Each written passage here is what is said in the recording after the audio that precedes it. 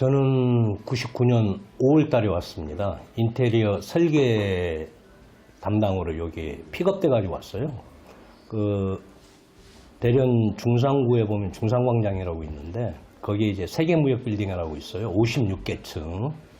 이제 방안 기획 설계는 이제 미국에서 설계가 됐고, 이제 실시 설계라든지 시공 설계라든지 이런 부분이 이쪽 중국 쪽에서 한국에다가 디자인을 이제 요청을 했는데 거기에 이제 제가 오게 된 계기가 됐습니다.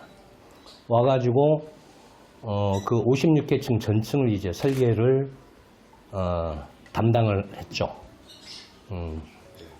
한 공사 기간이 한 2년 반, 근 한 30개월 정도를 그 공사를 했습니다. 세계무역 빌딩을. 그 전체 층에 관계되는 모든 실내 건축에 관계되는 모든 디자인들은 저희가 담당했죠.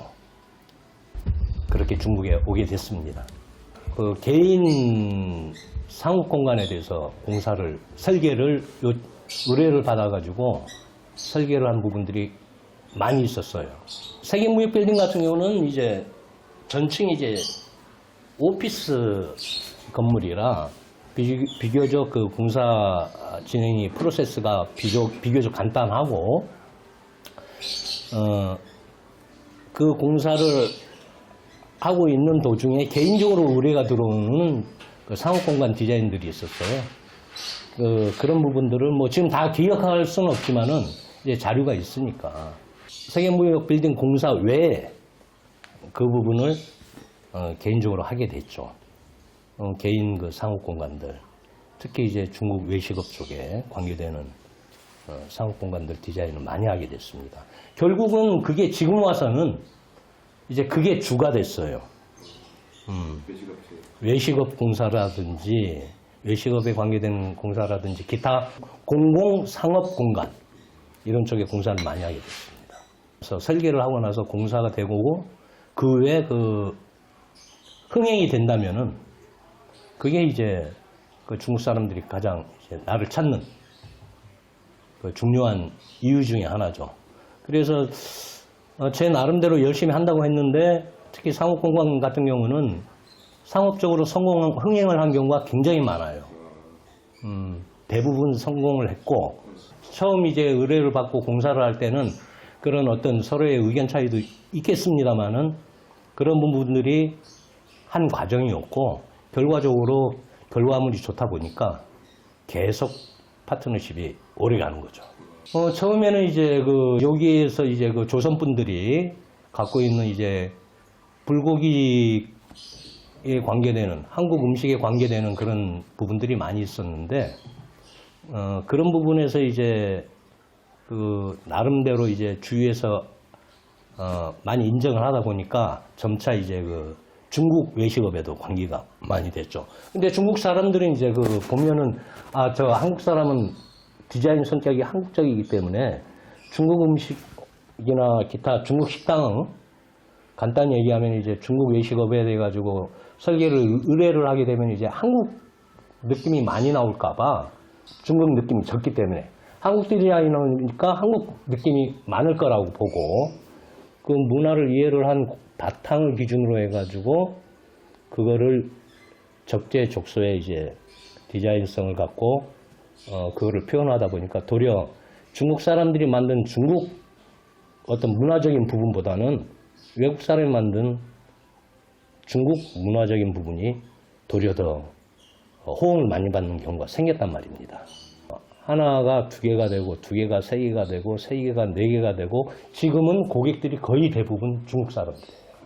저희가 설계하는 부분이 굳이 외식업에 국한되어 있는 게 아니라 많은 거를 해요.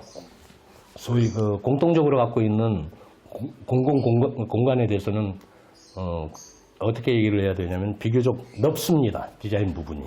어느 한 부분에 집중되어 있는 것보다도 저희는 하고 있는 일이 좀 넓어요. 그 중에 이제 많은 게 이제 외식업에 관계되는 외식업 공간 디자인, 그 다음에 사무실, 오피스, 그 다음에 심지어 사우나, 뭐 이런 부분까지도 공간 그 작업 영역이 넓은 편이에요. 아파트 있어요? 물론 이제 개인 주택이나 이런 것들도 하죠. 네. 개인 주택도 하고 하는데 주택 부분은 저희가 좀 꺼립니다. 그 이유가 그 습관의 힘이라고 하죠. 디자이너로서 제시하고 하는 것보다는 그 오너의 습관적인 생활 습관적인 부분이 많이 작용하다 보니까 그런 부분에 대해 가지고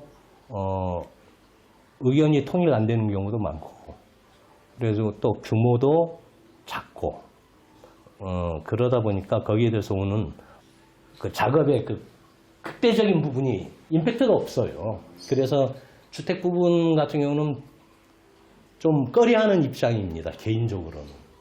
대신에 여기서 알게 된, 알고 지내는 그 친구들이라든지 이런 친구들이 뭐 별장을 샀다든지 아니면은 뭐 개인 멤버십, 별장이라든지 이런 부분에 대해서는 좀 하죠. 여러 가지 시공에 대해서 아무래도 그 중국 사람들을 데리고 시공을 하다 보니까 관리적인 측면도 있고 그런 부분들이 안타깝게도 많이 모자랍니다. 그래가지고 오래 있지 못하고 철수한 경우가 많습니다. 그래서 지금 거의 철수가 됐다고 봐요. 거의 없다고 봐야죠. 저희 같은 경우는 시공은 안 하고 설계 위주로 하다 보니까 경제성을 따지고 보면 시공하는 게 좋죠. 이윤이 많고. 근데 거기에 따른 리스크가 앞서 얘기했듯이 관리적인 측면이라든지 기획력이라든지 이런 부분에 대해서 리스크가 있다 보니까 결국은 시공에서 오는 리스크가 더 많다고 봐야 됩니다.